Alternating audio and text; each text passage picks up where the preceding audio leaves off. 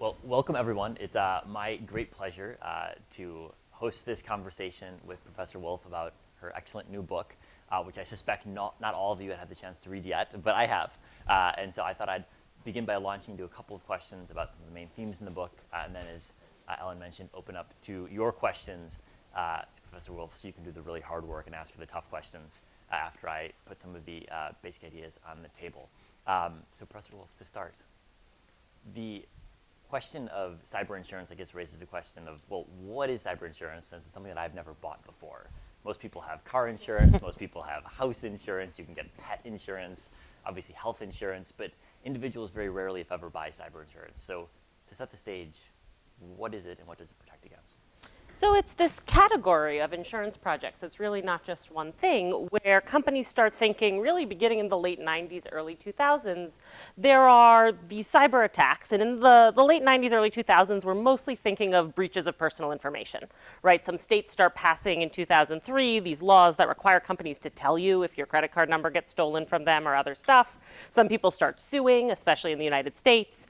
Companies start worrying we're going to have to pay lawyers, there are going to be settlement fees. Maybe it would be helpful to deal with this the way we deal with other expensive risks. We buy some insurance, and that way if something bad happens, we go to our insurer and they help us cover those legal costs. And so that's where it really starts, is covering those kind of legal fees, settlement costs for personal data breaches. It's a pretty small market, right? There are only certain kinds of companies that care about that stuff, retail companies, people who are collecting a lot of credit card numbers. And then beginning around 2013, 2014, a lot of companies start worrying about cyber risks, right? And not just data breaches, but things like ransomware, denial of service attacks, other types of cyber espionage, disruption that can come from computer systems. And there starts being a lot more demand. Companies start going to insurers and saying, hey, we'd like to buy cyber insurance, not for data breaches or not just for data breaches, but because we're worried the European regulators are going to come in and investigate under this new general data protection regulation, or we're worried there's going to be a ransomware attack and we'd like some help paying that ransom. And the insurers expand really fast, right? One of the things I think is interesting about this as a product is you go from, in 1997, a product that's like, we will pay legal fees in the event of one very specific kind of incident, to, in 2017, we will pay any kind of first-party or third-party cost associated with you losing business because your computers don't work for a week, or you having to pay a ransom, or you having to pay somebody to negotiate that ransom, or any of the data breach stuff. And that all happens really in the span of 20 years because companies are asking for it. And then you get to 2019, and there's this huge surge in ransomware attacks. And the number of claims that the insurers are seeing for these products goes way up, and they start pulling back a little. And mostly, they start raising premiums. So if anybody has bought cyber insurance, which I think is probably unlikely in this crowd, because as Chris says, it's not like a huge personal product, though there are some places that are trying to sell that now, right? The premiums have doubled, tripled in the past couple years, and a lot of the companies buying it are really frustrated and feeling like, we thought this was going to be like our other insurance, where you kind of know what it's going to be year in, year out. There aren't radical kind of surges in price. And instead, it seems like you guys, the insurers, have no idea what you're doing. And one of the reasons that you sketch out for this in the book is that, unlike fire insurance, where we basically know the number of fires across the country in a year, or health insurance, life expectancy across a populace, it's harder to assess cyber risk because we've got a lower number of years involved and a smaller set of data points from which to extrapolate. So how do insurers think about what is the percentage risk and the percentage cost from things going wrong? How do you actually run that calculation? Really badly. So, I mean, one of the things I did for this book is I spent a lot of time talking to underwriters. And underwriters are trained to kind of take historical data and think about how you use it to model the future. And it's more sophisticated for most insurance products than just like, this is how many car accidents there were last year, this is how many there will be next year, right? You factor in the weather, you factor in the price of gas, you have all of these different things that go into that model. And when you look at their cybersecurity models, basically what they have is, here's what we know of that happened last year, which we know is not the whole landscape, because there are lots of things that we think are going unreported. There are lots of people who aren't our customers and don't have to report incidents to us. And we think next year will probably look a little bit like this year, because it seems like the closest thing we've got. And there's no kind of calculus, or there's no math to tell us, like, well, what happens if Russia goes to war with Ukraine and decides to launch more cyber attacks, and how do we factor that in based on historical, displays of data for what happened before? So you have a really poor ability to model based on past data. On top of that, the past data is terrible, right? The past data is really dictated by the fact that there are certain kinds of cybersecurity incidents that companies have to report and a lot that they don't have to report. So you're missing huge pieces of that data. And on top of that, nobody agrees on how you calculate the costs, right? So even for the incidents you know about that have been reported, you then sit down and you say, okay, how much did the target data breach, which was almost 10 years ago now, cost? And the Congressional Research Service actually did a report on this that I love, where they go through and they look at everybody's different estimates of that breach and how much it cost. And it spans from like $400 million to like $12 million. And so even once you start collecting some data about incidents, trying to model sort of how much do we need to factor in here becomes really tricky. And the insurers have some ways of sort of scoping that down and saying, well, we're not going to cover your reputational losses because nobody knows how to calculate those. But the modeling is really, we think that on average, 1 out of every 15 firms is going to get breached next year. And we're then going to kind of pin the price to how big a firm are you and how much do we think you would lose based on your revenues. So I want to get into the data question because that's a key point that you bring up in your book. But before that, on the sort of modeling of the number of incidents, the number of insurable incidents, is that trickier in the cyber sphere because we're in a kind of new sector of the economy relative to cars, which are 100 years old, or houses, which are many hundreds of years old? Is it the newness that makes it hard, or is it that there's just more variability than in car accidents or heart attacks? So I struggle with this question a lot in the book, and it's one of the things that I'm really interested in is this a messy insurance sector because it's new and they haven't had time to figure it out yet? I lean more over time, and by over time I mean as it doesn't improve, towards feeling like there's actually something a little bit fundamentally different about cyber risk. And I think part of that is because you go back 10 years, 2012, 2013, and a lot of insurers are sort of pushing hard within the government to say, we are the ones who are going to be able to manage this risk, right? The private sector cyber risk should be handled by the private sector. That's how the United States is supposed to work. And there are a lot of policymakers, especially in the US, who also really buy into that vision and say, yes, we agree with you. You should be selling these policies, collecting the claims data on who's getting hit and how often and how much it costs, and building out these models. And so there's this kind of joint vision, and the US government supports this in a lot of ways, trying to sort of promote this as a way for private companies to be managing their cyber risk. And maybe I'm just very impatient, and there are definitely insurers who would say that about what I say in this book. But I would say in the 10 years since you start seeing that push, no improvement at all, right? If anything, in the past 2 years, you see a really dramatic destabilization within the cyber insurance market. So part of me feels like in 10 years, you should have enough data to be showing at least some progress, right? Maybe not as good as you can for cars, and there are various things that are different. You've got, knowledgeable adversaries and all of that. But at least we should be somewhere better off than we were perhaps in 2012, 2013, when insurers were kind of launching these data collection initiatives. And so I'm a little skeptical that 10 years from now, we'll have this all figured out. Doesn't mean it's not possible. It just means that I don't think we've seen a lot of progress in the right direction so far. Well, your mention of knowledgeable adversaries is another crucial point in the book, that a lot of insurance products are insuring things that happen naturally, hurricanes or health issues, or car crashes don't happen naturally, but they don't happen largely due to state actors being involved. Whereas a lot of the key cyber risk that you talk about, cyber attacks that you talk about, are driven by state actors in the context of, we could debate, is it cyber warfare or not, and that language becomes very important in your book. So can you talk about the impact of state actors versus non-state actors and how that has played out in the debate about whether and how to insure against these risks?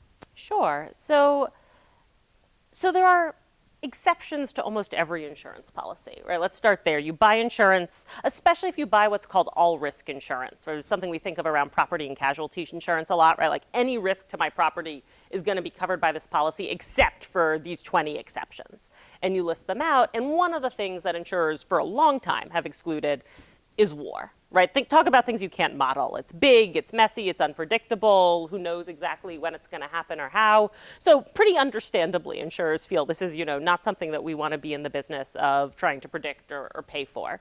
And you get in the cyber insurance world, starting 5 years ago, these cases where you have really one particular state-sponsored cyber attack, the Russian NotPetya malware, and it's really expensive compared to previous cyber attacks, right? I said before, all of the cost estimates you should take with a grain of salt, but the estimates around NotPetya are sort of on the order of $10 billion compared to probably, you know, $5 or $6 billion, the most expensive cyber attack prior to that, and prior to that, probably in the hundreds of millions of dollars for most other really big cyber attacks, like the ones you read about in headlines.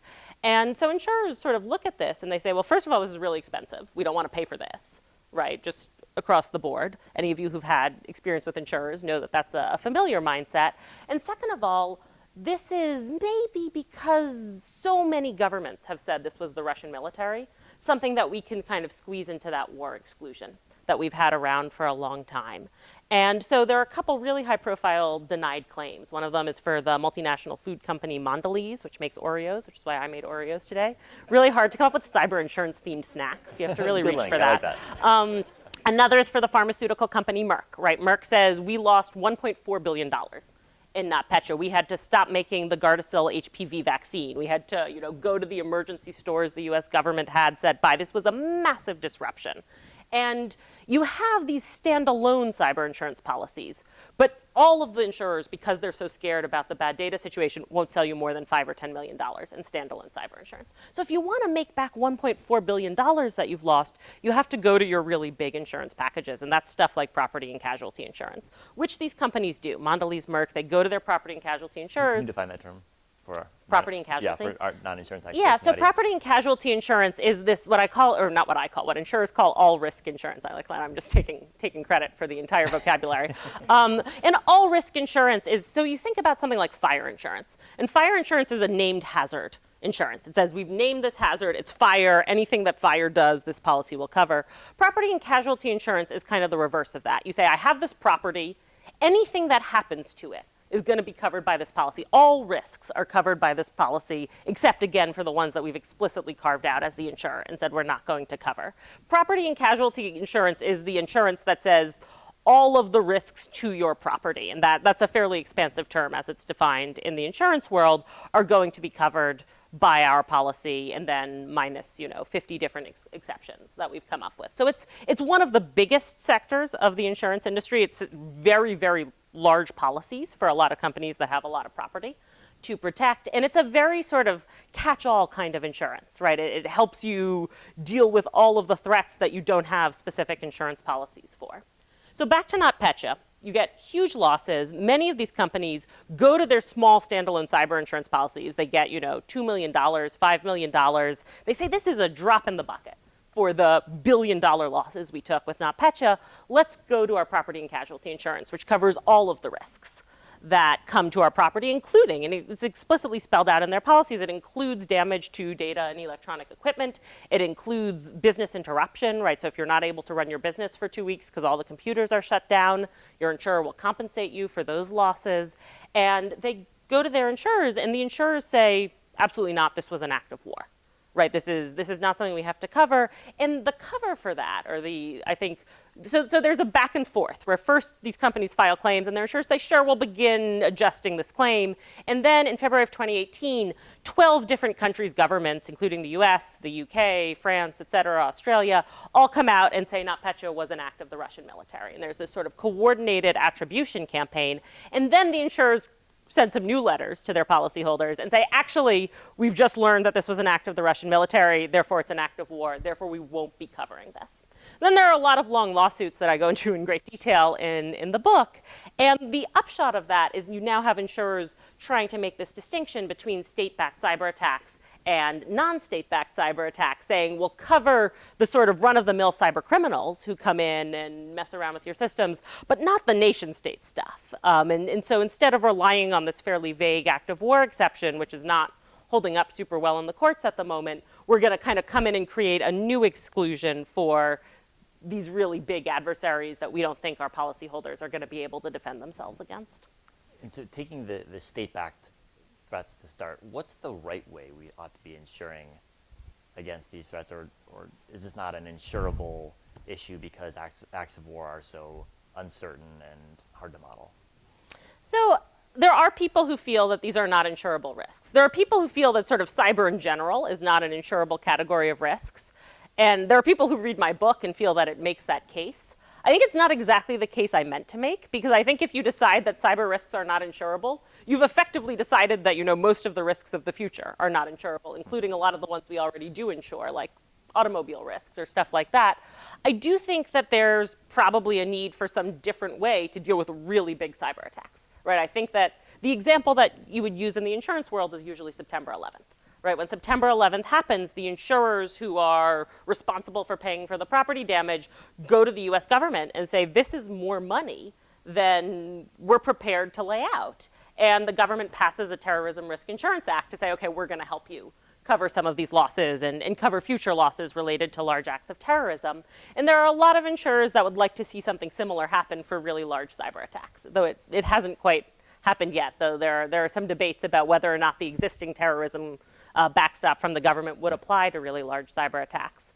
So I think that thinking about state-backed cyber attacks versus non-state-backed cyber attacks is actually not a super helpful distinction in this space, because some state-backed cyber attacks are really big and really devastating, and most of them aren't, right? Most of them don't cost billions and billions of dollars. Most of them are sort of more routine, more run-of-the-mill, happening on a daily basis. And I think from an insurance perspective, you can't say we're going to cover everything except these really rare, really big attacks if that encompasses all of the stuff that you're worrying about sort of every day coming from Russia, coming from China, and that all gets kind of swept up in the state-backed exclusion as well.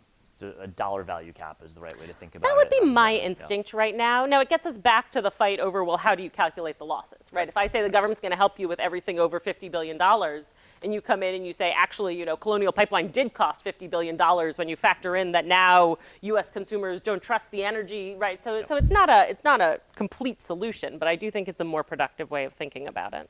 Well, I guess the question that brings to the fore is attribution. Yeah. Because in insurance, you need some sort of legally viable attribution, which is harder than we require in the political sphere.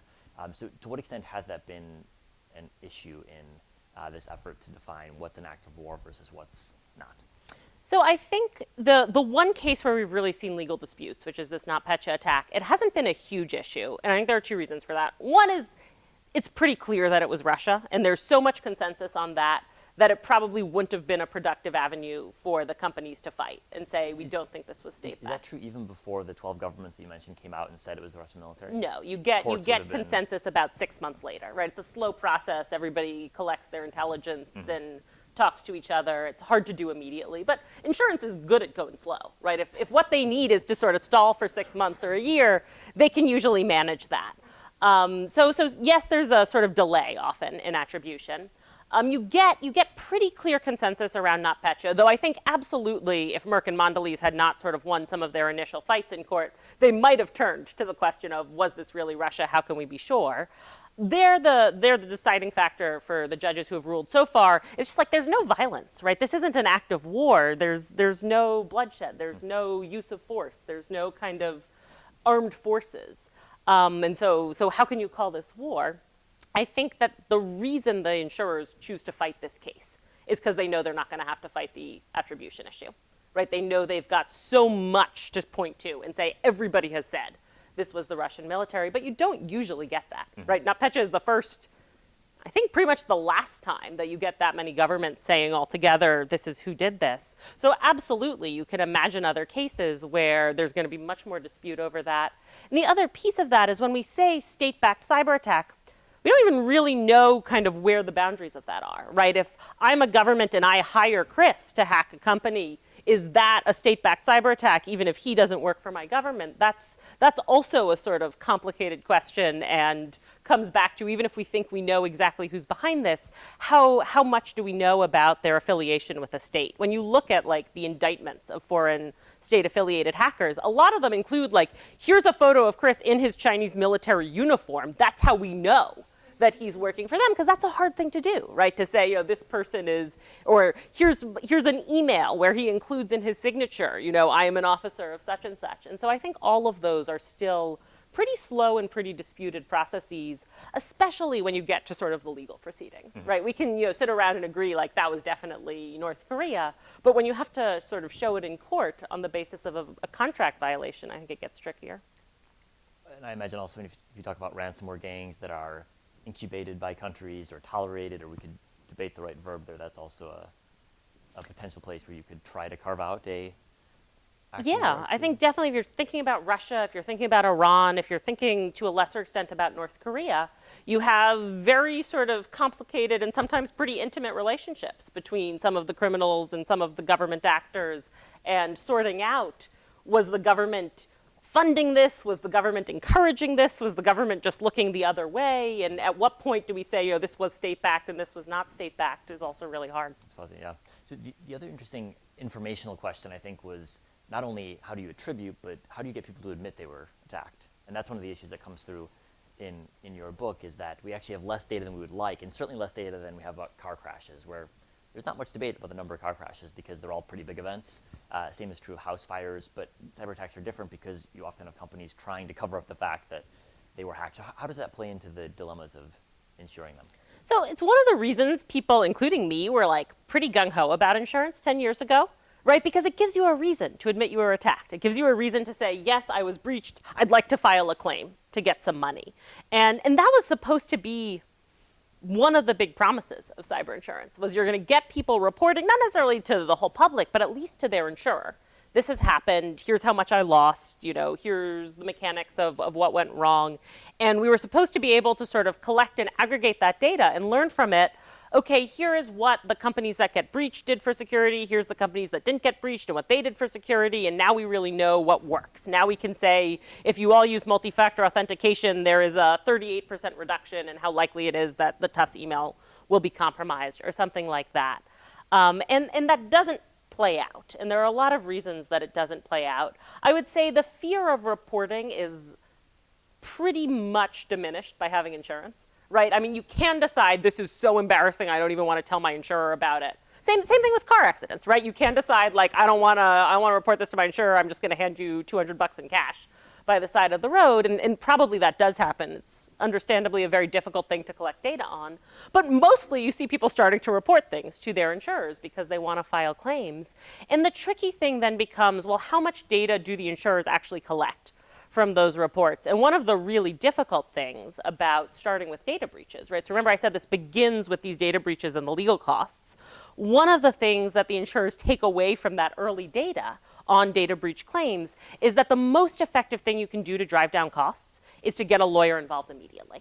Right, if you bring in a lawyer on day one, then the likelihood of a lawsuit, when the lawsuit is the most expensive thing, goes way down. And so part of what happens is insurers develop these panels of lawyers that they work with. And they say whenever somebody files a claim for almost anything cyber related, go call one of these law firms, get them involved in coordinating the breach response. And what that does, among other things, is it means that all of the investigation is then shielded under work product doctrine and attorney-client privilege. So the insurer comes back and says, okay, we're now adjusting this claim. Can we have the incident report about what happened here? And the attorney says, oh, that's actually protected under attorney-client doctrine. You can force us to give it to you because you're our insurer. And if you say we're not going to adjust this claim without it, we don't have any choice. But if you force us to do that and somebody comes and sues us, we're going to have to turn it over to the plaintiff's lawyers because we turned it over to you. And so now it's no longer shielded by privilege. And often the insurers say, okay, don't give it to us because we're going to be the ones paying those fees if there's litigation. So we have a lot less data than, even though people are reporting things, right? We can see, okay, there were this many ransomware claims filed last year. What we can't see is, were those companies using multi-factor authentication, using certain kinds of access control, segmenting their networks, because all of that ends up being shielded by legal protections. Well, I was also struck by a couple of anecdotes you had where insurance companies were saying, we'd like you to work with our privileged cybersecurity partners, or if you do certain things, we'll give you a special type of coverage, but not offering any discounts based on what you do, which suggests that they have no idea what's effective in terms of cybersecurity. Yeah, I think that's accurate. I also think there's a huge tech industry that looks at this space and is like, all these moron insurers, they don't know anything about cybersecurity. We're going to come in, we're going to sell our products to them, right? We're going to make the security scorecard that screens all of your policyholders and tells you, insure this company, don't insure that company, they have good cybersecurity, they don't. And insurers do start partnering with a lot of them, right? There are a lot of these partnerships, but the insurers find pretty quickly that a lot of them don't work. Right, one of the problems with being an insurer who doesn't know anything about cybersecurity is you can't vet your own policyholders, but you also can't vet any of the security firms that want to partner with you. And so that's why you get all these partnerships where they're like, yeah, we're going to let this company scan your networks and tell us whether they think you're secure or not, but we're not actually going to give you any discount on your premium if they say you're secure, because we don't really trust them either. We're just testing this out to see if it helps at all. And usually it doesn't, right? Usually if you bring in a partner and you let them vet all of your policyholders for a year and you look at the claims afterwards, you don't see any noticeable improvement. You don't see, oh yeah, I definitely want to start working with them or give a lot of discounts to the people who use them. And isn't that kind of surprising? And I guess we're used to in car insurance, if you don't get a ticket, you get $10 off a month or whatever the next year. We've got lots of big companies that focus on cybersecurity. Surely they ought to have some idea what they're doing. I think it's a little surprising, but I also think sort of preventive security is really hard.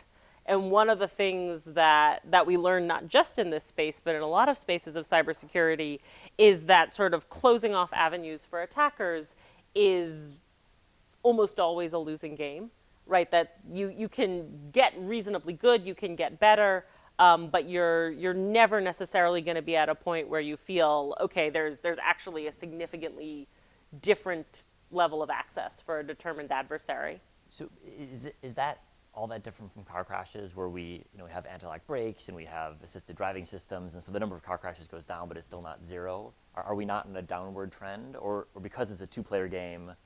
So it's hard to know if you're in the downward trend, and there are people who feel like, thanks to my amazing company and its technology, there are many fewer cyber attacks than there would have been otherwise in 2022, which is possible, right? Hard to disprove.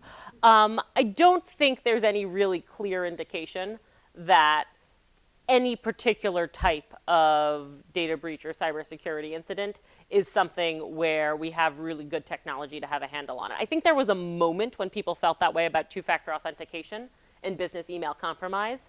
And I think we're now seeing sort of the resurgence of that as people find new ways around two-factor authentication.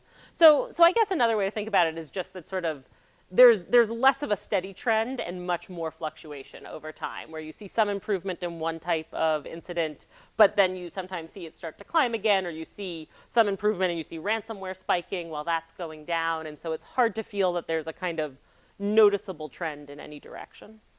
So it's unlike a lot of other types of insurance where cars get safer and drivers as a result don't generally get more reckless in their driving, although I think there are some studies that suggest that there might be a bit of a reaction, right? If you look at aggregate deaths in car accidents, you see a positive trend. Are there other types of insurance where you have this multiple player competitive mentality, and how do those other sectors of insurance deal with the issue? So there are two. One is crime insurance, right? And I'm interested in sort of crime insurance and computer crime insurance a lot, because there's a lot of fighting in this world about what constitutes a computer crime. And there are a lot of interesting, to me, legal fights around sort of, the company that makes a claim that when Madoff rips them off in his Ponzi scheme, that he's committed a computer crime and they should be covered under their computer crime insurance because he sent them invoices that were made on a computer. And the insurer says, this is not a computer crime, this is just crime in the 21st century. And so there's a lot of sort of back and forth about that. But crime, you definitely see sort of a thinking adversary. I think the difference there is that there's just much more ability and much more kind of constancy in what we think the appropriate safeguards against physical crime are, right? You say, okay, there needs to be a lock on your building, there needs to be an alarm system, whatever else. That stays pretty much the same. It changes a little. Sometimes the security cameras get a little better or something like that, but it doesn't really radically sort of shift over the course of a couple years. The other area, which is also of interest to me, where you see this kind of thinking adversaries in kidnapping and ransom insurance. And especially when we start talking about the ransomware claims, people bring that up a lot, right? They're like, well, we have ransom insurance for people who get kidnapped. Why shouldn't we be able to do the same thing around ransomware? There's really interesting research on kidnapping and ransom insurance, none of it done by me. Most of it done by a woman named Anya Shortland in the UK. And she sort of goes into that space a lot and tries to understand, if there's kidnapping and ransom insurance, shouldn't people be getting kidnapped all the time? Shouldn't this be a big incentive? In some ways, we sometimes think about like ransomware insurance, propping up ransomware. And what she finds is there are like 3 people in the whole world who conduct all of the negotiations for kidnapping and ransom insurance. And so there's this very, very small community that manages all of these negotiations, that knows exactly what the rates should be, right? That, if you get kidnapped, we are not paying a penny over this, because if we pay more than that, word's going to get out and everybody's going to start flocking to the customers of our insurance. And I think there's just a difference of scale there that is hard to replicate when we're talking about cybercrime and cybersecurity incidents. That if you can say, you know, we have a pretty constant number of actual sort of physical kidnappings every year, and there are lots of criticisms of how we deal with them, but we can kind of keep under control who's going to be managing them. We can keep a pretty steady process and dollar value we put on them across all of these incidents. That feels very different from thinking about, you know, 200,000 ransomware claims over the course of a 6-month period. And that's just because the internet makes us all more scalable than actually physically grabbing a person. Yeah, and I think some of it's the remoteness, right? You know, if I kidnap you, then there's some risk to me. Somebody's going to catch me and arrest me and all of that. If I install malware on your computer, that, especially if I install malware on your computer from another country, that's, you know, a slightly more remote risk. And so I think there's much more ease of scaling, right? Like it takes a lot of time to kidnap 20 people, I assume. Takes a lot less time to install this class will be offered next semester. Yeah. And so I think it's, you know, easier. I think you also feel much more safe as the criminal, depending on where you're based. All of those things, I think, sort of shift the scalability.